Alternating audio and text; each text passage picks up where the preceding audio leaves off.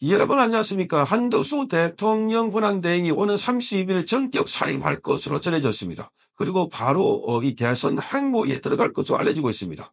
자, 29일 날 국무회의가 있는데 이날은 국무회의 의결을 하고 난 뒤에 그 다음에 30일 사퇴를 할 것이다. 자, 국무회의가 있는 날 사퇴는 불가능합니다. 국무회의를 하고 난 뒤에 사퇴를 해버리면 국무회의에서 의결한 내용들이 무효가 된다고 합니다. 그까지 법률 검토까지 다 마쳤다고 합니다. 자, 대통령 권한대행이 헌법재판소의 대통령 몫인 이 헌법재판관을 임명하거나 지명하지 못하도록 하는 민주당의 이 헌재법 개정안을 거부권 행사를 하게 되는데 거부권을 행사하고 난 뒤에 바로 그 다음날 사퇴할 것이다. 이렇게 알려지고 있습니다. 자, 복수의 언론 보도들 종합해 보면 우선 한덕수 대행은 정치권 안팎에서 제기되는 출마 여부에 대한 목소리를 회피할 수만은 없다.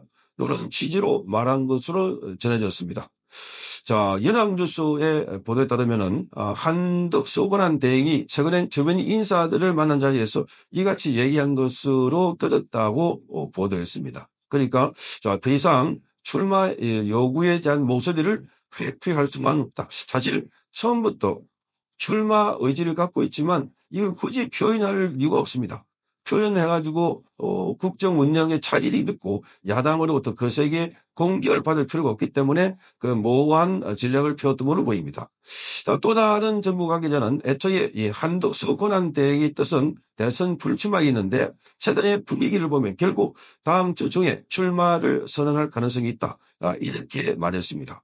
자, 그래서 다음 주는 바로 30날이다라고 다른 언론도 또 보도를 했습니다.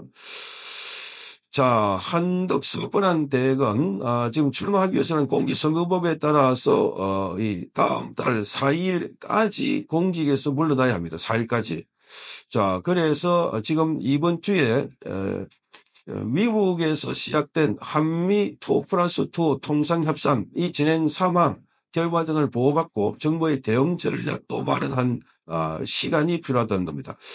자, 이러한 제반 여건을 감안해서 오늘 29일 날 정례 국무회의에서 대미 관세 협상과 그리고 산불 대책 등의 국내외 현안에 대한 정부의 적극 대응 등을 당부한 뒤에 본격적으로 30날 사퇴하고 대선 행보에 나설 것으로 확정되고 있습니다. 자, 지금 이 30날이 유력하게 되고 있는 이유는 총리실에 따르면은 자, 헌재법 개정안에 관해서도 거부권을 행사하고 그러면 자신이 주재한 국무회의 흐름을 유지하기 위해서는 29일에는 사임이 불가능하다는 겁니다. 공무법 시행령과 판례에 따르면은 29일에 사임하면 당일 국무회의 의결 내용이 무효가 된다는 겁니다. 29일 오후에 사임을 해도 29일 0시에 사임 효력이 발생하기 때문에 그래서 29일 날 국무회의 오전 10시에 했다. 그러면 29일 0시에 사임한 걸로 되기 때문에 그 이후에 그 국무회의에서 의견한 것도 효력이 없다는 겁니다. 그래서 이 같은 내용에 대한 법적 검토를 다 마쳤다 이렇게 알려지고 있습니다.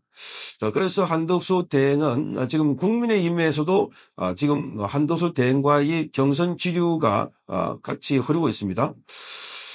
자, 그래서 김문수, 한동훈, 홍준표 후보는 한덕수 대행과의 단일화 가능성을 지금 비치고 있고 안철수는 한 대행의 출마에 반대한다라고 하면서도 단일화 가능성에 대해서는 지금 문을 열어놓고 있습니다. 그러니까 지금 한덕수라고 하는 것은 이미 변수가 아니라 상수가 되어버렸다. 한소속 출마는. 자, 그리고 본인도 지금 더 이상 이걸 책임을 회피할 수 없다. 이런 거니까 바로 출마를 할 것이다. 한덕수 대행의 출마에 가장 큰 영향을 미친 적은 어딜까? 미국의 트럼프 대통령이 아닐까 그런 생각도 드는 겁니다. 트럼프 대통령이 지난번에 청와를 하면서 바로 모두부터 그래서 대통령이 출마하느냐 이렇게 물어봤다는 겁니다. 그게 미국이 굉장히 정보가 빠르다 하는 것을 알 수 있습니다. 자, 그래서 한덕수 대행은 아직 결정된 바가 없다라고 이야기하면서도 자, 트럼프 대통령도 은근히 부축지고 있는 거고 지금 2+2 이 통상회의도 어떻게 보면은 자, 미국에서 한덕수 대행에게 말하자면 이 선물을 주지 않을까 그렇게 보는 겁니다.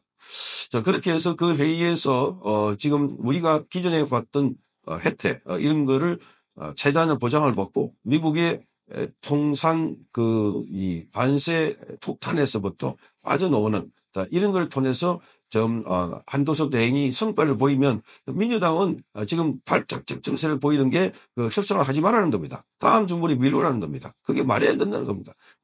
반미 정부에게 우리 미국 대통령이 무슨 선물을 주겠습니까? 이재명이 반미 행보를 그동안 해왔다고 하는데, 그래서 자 지금 한덕수 대통령 한덕수 처지가 되면 그래서 미국에서도 상당히 우호적으로 그래서 그 카드가 굉장히 유효하다.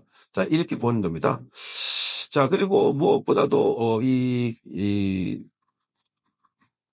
인수위가 없기 때문에 바로 대통령에 임기에 들어가야 되기 때문에 그래서 단일화를 할 경우 한덕수가 대통령이 되든 또는 그 다른 단일화 파트다 대통령이 되든 이 정부는 계속해서 유지가 된다. 왜? 지금 이 정부가 여권에서 여권에 있는 정부이기 때문에 이어갈 수 있는 정책적으로도 그런 의미에서 굉장히 유리하지 않을까 이렇게 보는 겁니다. 자, 그래서 지금 24일 날 복귀했습니다. 그 탄핵 이후에 그 출마설을 뒷받침하는 것을 행보를 보였습니다.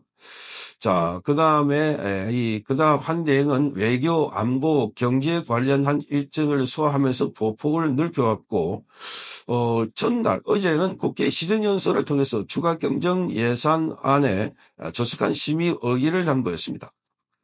자, 그래서 어제 국회에서 그 국회의장이 좀 앉아봐라라고 하고 난 뒤에 잔소리를 했지만 한도수는 가만히 듣고 있었습니다. 이런 게 오히려 민주당에서는 악재다, 악재.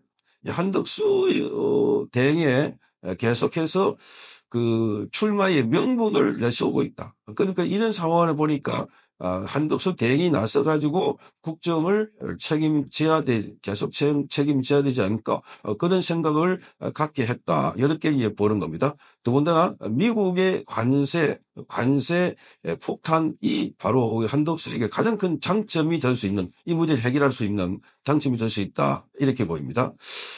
자, 그리고 지난 22일에는 경기도 평택에 한미연합사를訪問했고, 예비역 병장임을 스스로가 군복까지 받치면서 응답을 했고, 한미 동맹의 중요성을 강조했습니다.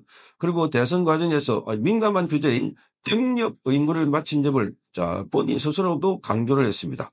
그리고 지난 15일, 16일에는 호남과 영남의 자동차와 조선공장을 잇따라 방문했고, 지난 1일에는 4대 그룹 총수들과 경제 안보 전략 TF 회의를 열기도 했습니다. 자, 그래서 지금 여기 일전의 이 행동을 보면 한덕수는 이미 마음속에 출마를 준비하고 있다. 그래서 이런 기조를 읽었으니까 지금 홍준표도 그동안 한덕수와 관련해서 단일화 없다 했다가 어제 급하게 입장을 바꿔가지고 한덕수와도 단일화 하겠다. 자, 안철수 단일화를 검토하겠다. 지금 사실상 국민의힘의 후보들은 전부 다 한덕수와 단일화를 하겠다 이렇게 되어 있고, 자 그래서 단일화한 후보가 지금은 이재명에게 많이 져 있지만 단일화한 후보하고 이재명 붙으면 그러면 크게 만회를 하고 이길 가능성도 없지 않아 있습니다. 이재명에 대해서는 이제 더 이상 사법 리스크, 그다음에 이재명에 관해서는 더 많은 범죄 의혹 이런 것들이 이제 본격적으로 노출이 되고 그러다 보니까 이재명에 대한 필요성이 갈수록 커지게 되고, 자 그래서 시실한 그러면서 지금 이 위기를 극복할 수 있는 제대로 된 지도자가 필요하다.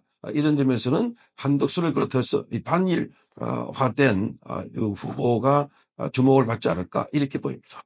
성창경 기자였습니다.